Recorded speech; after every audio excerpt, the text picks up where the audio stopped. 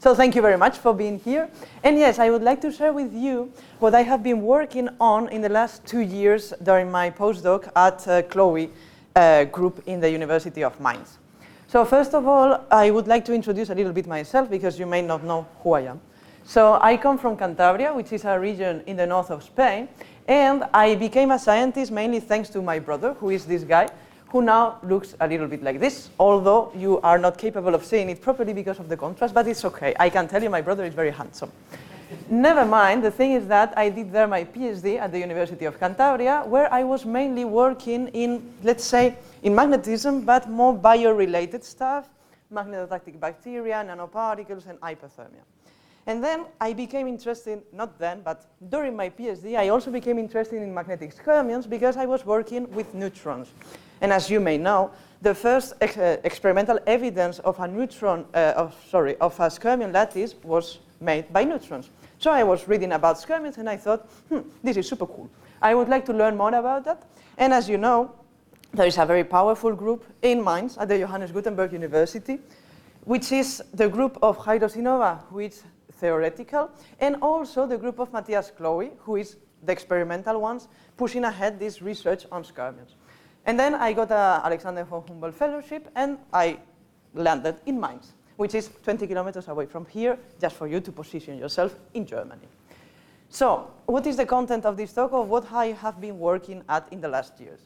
I will tell you a little bit about spin textures in magnetic thin film multilayer systems. Then I will discuss a little bit with you one of my main issues during this time, which was the design of the multilayer stack. I did not tell you, but during my PhD, I made a major mistake, I would say, and I chose to be an experimentalist instead of a theoretician. And this caused a problem. But never mind, I will not spoil. Then I will give you an idea of what is the wrong direction, don't go there, and then the right direction, go there. And then we will discuss a little bit, or I will introduce to you our work on the skyrmion size and its dependence on dipolar interactions. We will then go very briefly to skyrmions in geometrical confinements and then some conclusions. So, as you all know, especially in this session, skyrmions are topologically protected spin textures that can be used as, or can be viewed as 2D quasiparticles. And in the last years, they have gathered major attention due to their potential applications towards these new spintronic devices, or these new ideas about new computational worlds, I would even say, as this Brownian reservoir computing. So, especially, as I told you, the first time that they were realized in skyrmion crystals, in bulk materials. But in the last years, they have been pushed ahead this kind of multilayer. This is a multilayer. This is what I will be talking about in this talk. Why? Because in multilayers, of course, if you choose properly the thickness of each layer, you can really tune the magnetic properties of your sample. And on top of that, by playing with all the parameters, you can achieve the nucleation of skyrmions in millitesla regime and stable at room temperature, which is especially convenient if you want to prove your skyrmions in a conventional lab. And then, even more, in the last years, they have investigated what happened when you scale up this multilayer in the Z direction. Because then, some exotic or further or 3D nanomagnetism can be realized when you expand your texture into the third dimension. So then, my question was very clear. Could I get some fancy 3D spin texture by expanding the multilayer into the third dimension? And then I arrived to Mainz. And then I decided to design the multilayer stack. If you know, in order to stabilize magnetic skyrmions, you need to minimize the total energy of the system, which consists of several terms. The exchange, the anisotropy, the DMI, a possible Zeeman effect, dipolar, and Erka-Kawai coupling. So I started with a multilayer which looked like this. And you may wonder why this particular configuration and not another one. And it's not because I'm super intelligent, because this is not the case. It's just because I like reading.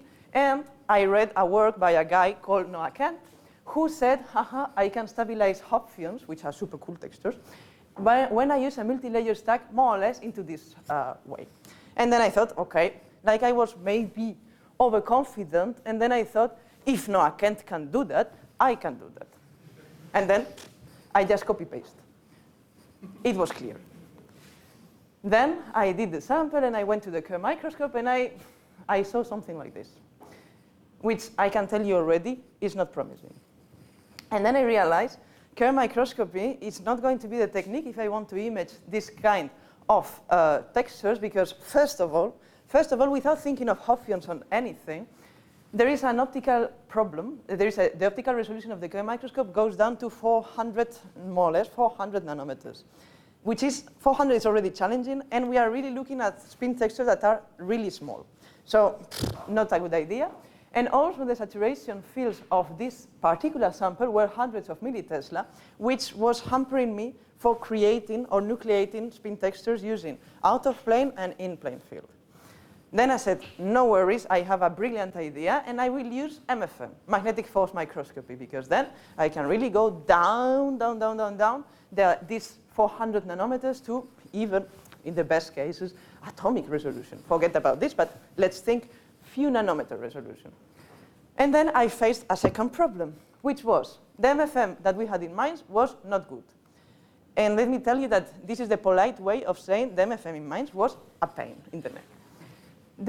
We could not apply any field during the measurements, and on top of that, you need to know that when you measure with MFM, your tip has a stray field that can influence the sample.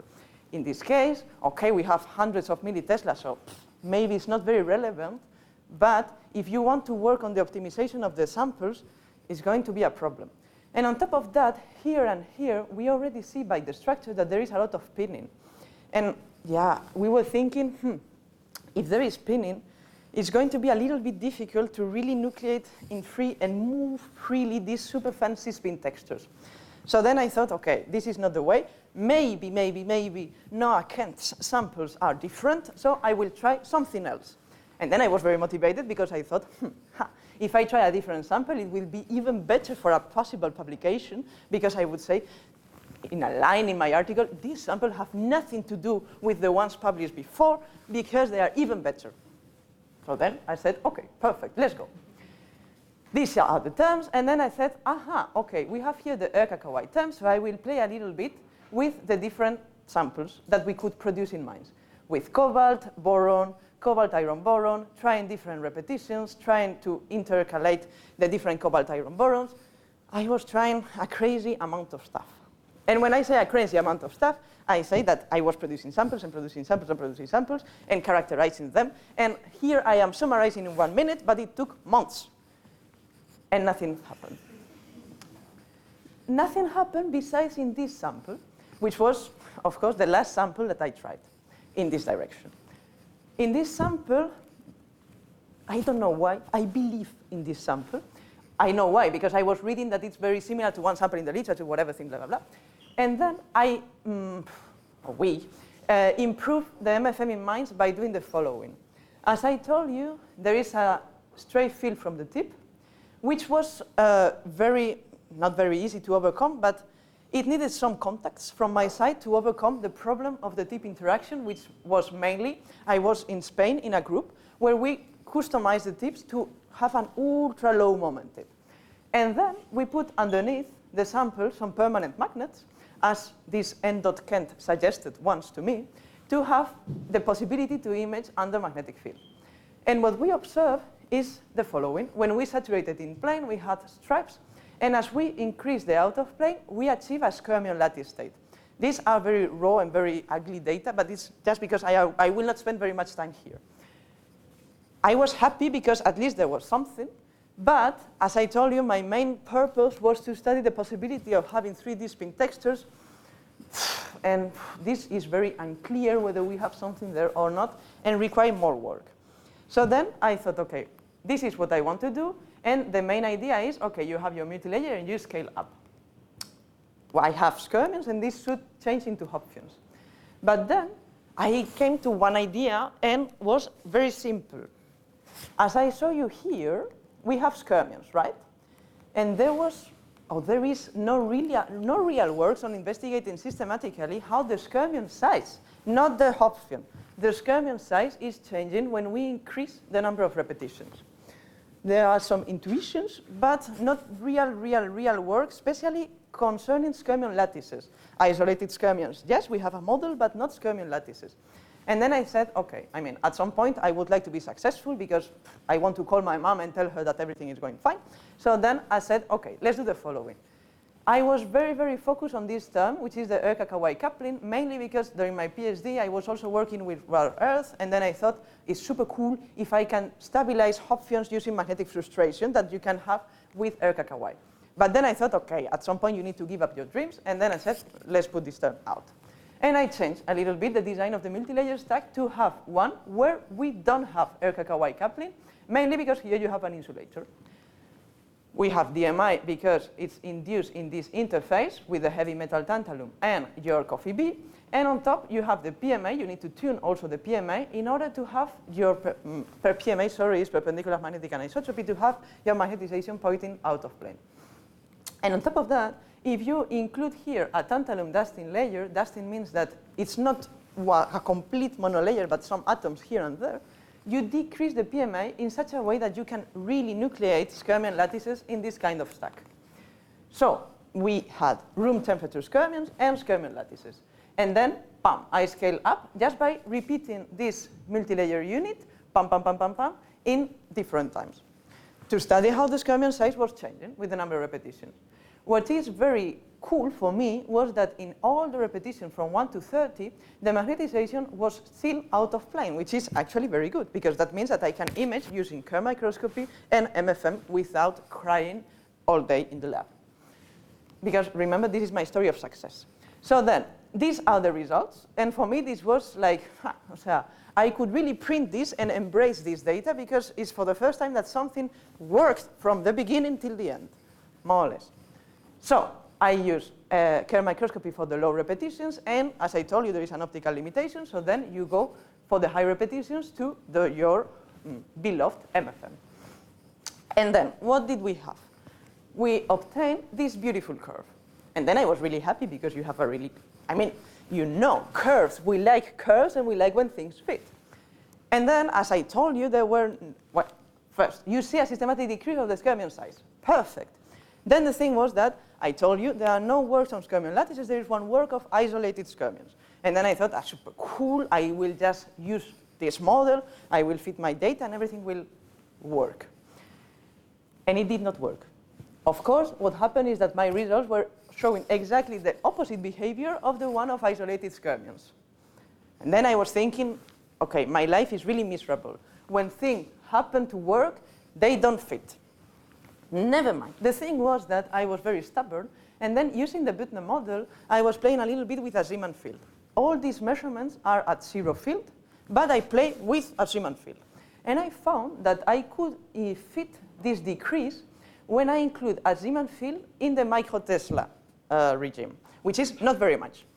And then I was thinking, and then I realized I'm a little bit stupid, because the Büttner model speaks about isolated skyrmions, and here, my skyrmions are clearly not isolated, meaning that one skyrmion is affected by the surrounding skyrmions, which is actually the definition of a lattice. Then I thought we need to do something with the skyrmion-skyrmion interaction, which on the one hand was very good because it means, haha, new physics, you can publish something, and on the other hand means, horrible, I will not be able to publish anything until I make this data fit. Never mind.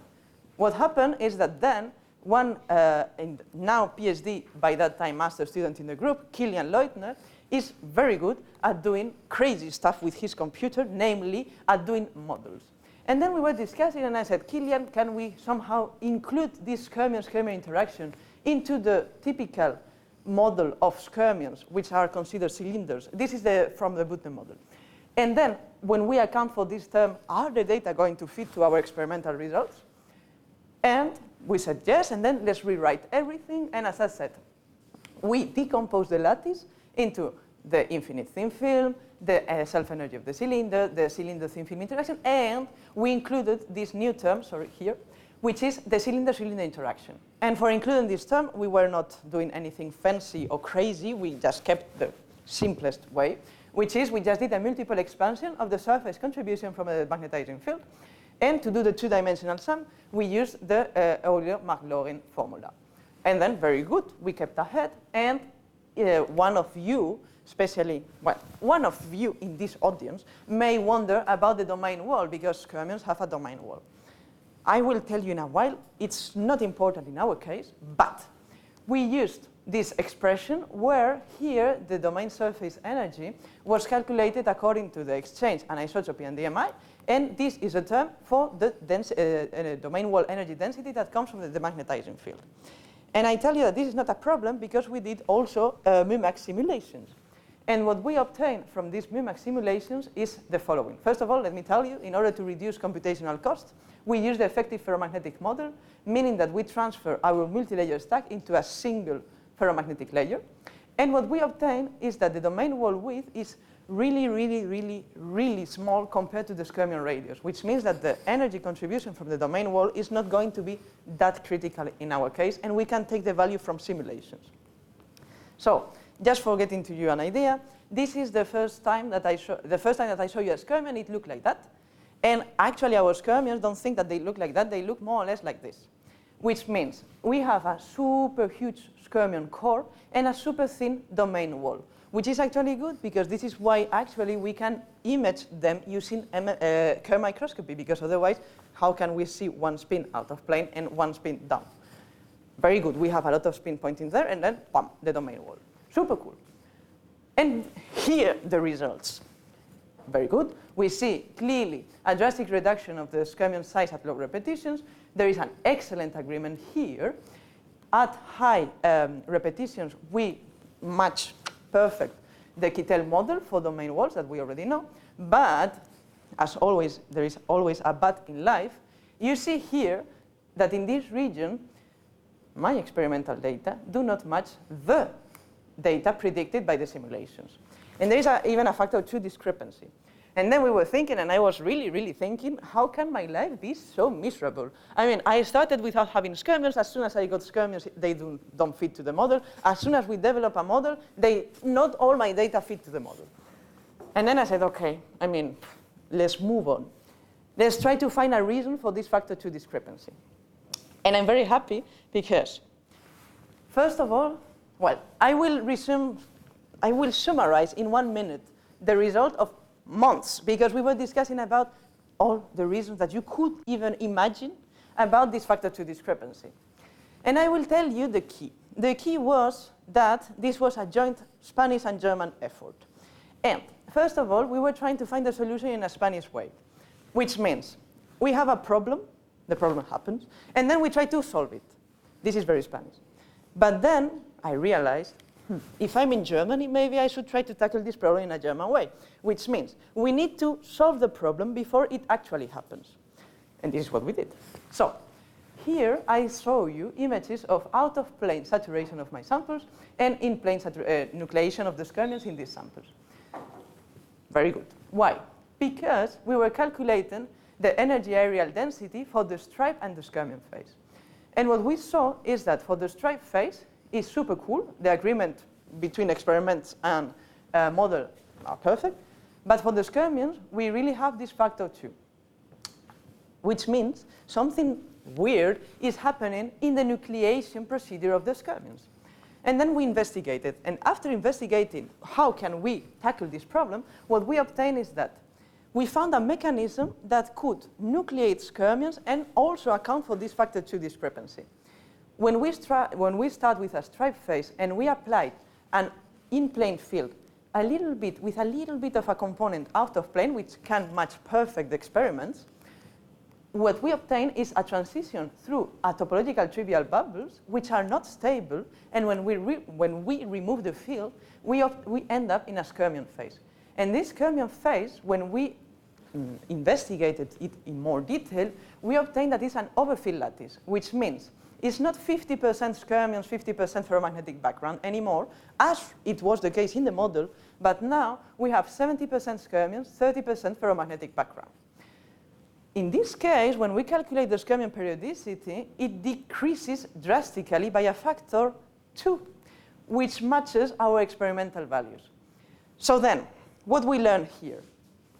I will just make some conclusion of this success before we jump out in the last section.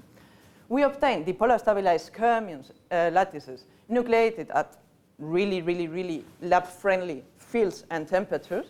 what we obtain also is that we see that the skyrmion size effectively decreases in the low regime, and we manage to find a possibility, a possible mechanism that explains this behavior, namely when we go through a topological trivial bubble phase.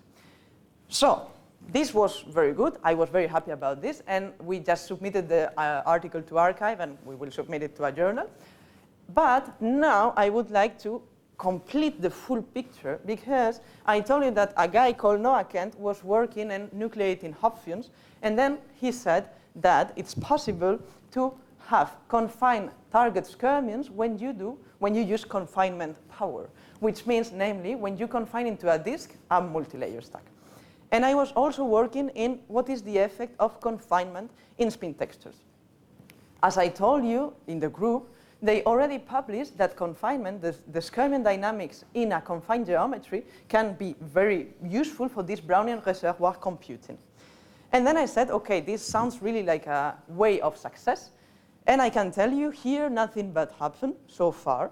It was really a nice way of proceeding. I have 2 minutes. Okay, I dislike my chair. No worries, I will speed up. The thing is that we studied, using this confined strategy, 2D phase transitions. We studied quantitative model of this skyrmion dynamics and skyrmion environment sensing. Very briefly, no worries, hold on. I will just tell you that we were studying 2D phase transitions in the topological melting of a 2D skyrmion lattice, which is an article already in preparation. We studied a quantitative modeling using a ring geometry to get these particular values of all the skyrmion, let's say, dynamic landscape, which is submitted. And we were studying also, or we were thinking of using skyrmions to sense environment by doing these confined geometries first, and also trying to push the skyrmion through a different, a region with different curvature, which we call the snakes. Okay, so just a very brief comment of the snakes. This should have appeared sequentially. No worries. The thing is that first we were studying the influence of the confinement size on the skyrmion lattices, because it's true that when you decrease the size, the confinement effect should become higher.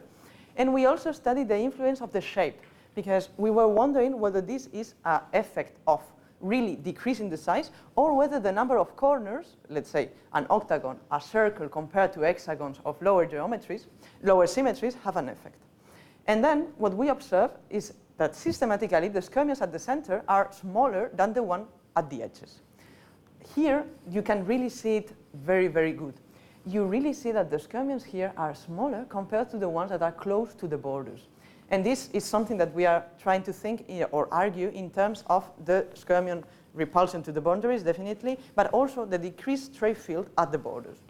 And on top of that, we also repeat this, we systematically repeat this for all the figures, but I wanted to tell you something about this skyrmion diffusion in these curved geometries. As you know, yes, thermally activated movement of skyrmions is skyrmion diffusion, and this is going to happen if we use skyrmions for these logical devices, because they are going to heat up and skyrmions are going to diffuse. It's, of course, a Brownian motion, and we need to take the statistical average. So our idea was to track the different skyrmions through all this snake-like channel. We measure the mean square displacement in order to obtain the diffusion coefficient. These are super preliminary data. I am showing to you something which is very preliminary. This is how the trajectories look like through all the snake. And these are the first results that we get. We were comparing low and high curvature, but the most important result, besides that the diffusion measured decreases as we decrease the confinement size, the most important result is here. We see a drastic drop when the width is 4 microns and below 4 microns.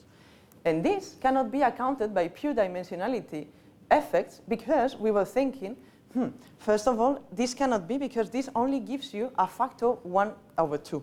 And we need at least 2 times a factor 1/2 to get a factor 8 close to 10.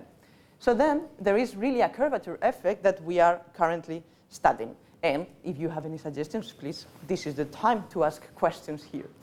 So, conclusions. First of all, the effort will not always guarantee success, but it will enable new opportunities. This is why I said, okay, let's remove.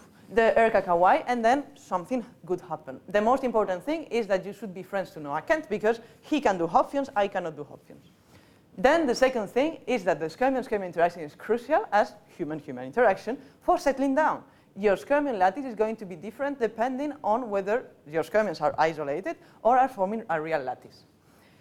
And then, if you are in the middle of nowhere and you want to do something, just do confinement, because you will get something. You will get some confinement effects, you will think about different possibilities, and on top of that, you will get super fancy figures like the snakes that are going to be very good for a graphical abstract or whatever art contest in any conference. So with that, of course, I would like to thank you all for being here, and especially the people in the group mainly related to this work, which are Kilian Leutner, Miriam Fischer, Rafael Gruber, and Martin Brems, and the people in Spain, and of course, the one who initiated this madness, who is Noah Kent, sitting here in the audience.